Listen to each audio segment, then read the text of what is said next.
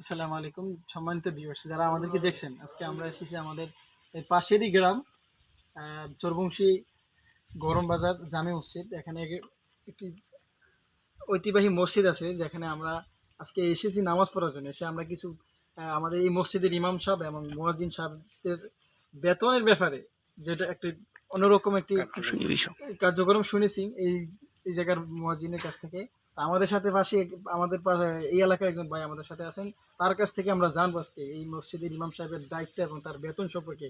আমরা শুনেছি 7 বছর যাবত তিনি এই মসজিদের দায়িত্ব পালন করে আসছেন। ভাই সাথে আছেন, তাকে আমরা জিজ্ঞাসা করবো। প্রিয় ভাই, এই মসজিদের যেই হুজুর আছেন, আমরা শুনেছি নাকি উনি করোনাকালীন সময় এই মসজিদে এসেছে, প্রায় 5 বছর হবে।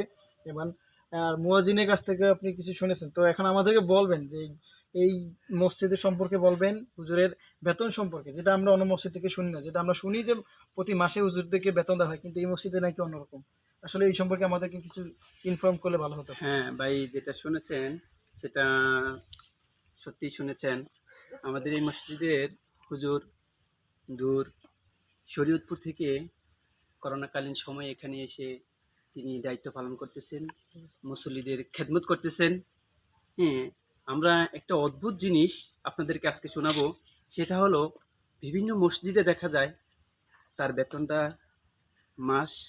মাসের 25 তারিখ বা মাসের 5 তারিখ সময়ে দিয়ে ফেলে, কিন্তু এই মসজিদটা একটু ব্যতিক্রম।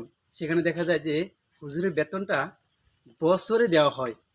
হুজুরের বেতনটা এখানে যেহেতু কৃষি এলাকা, যেহেতু চরাঞ্চল, এখানে হুজুরের বেতনটা সিজনে দেওয়া হয়।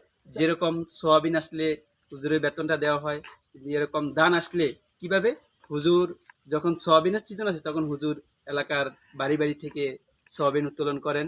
আচ্ছা, এবার আমার প্রশ্ন হচ্ছে যে হুজুর যে আপনাদের বছরে যেই আপনারা কালেকশন করে হুজুরকে দেন, কিন্তু হুজুরের যে একটা পারিবারিক যে একটা খরচ মাসে মাসে, এটা আসলে এটা হুজুর কোথা থেকে পায়? বা হুজুর কি পাশে কোনো কাজ বা কোনো ইনস্টিটিউশনে কি চাকরি করে কিনা আমাদের? না, হুজুর এখানে কোনো ইনকাম আউট কোনো সোর্স হুজুরের নাই।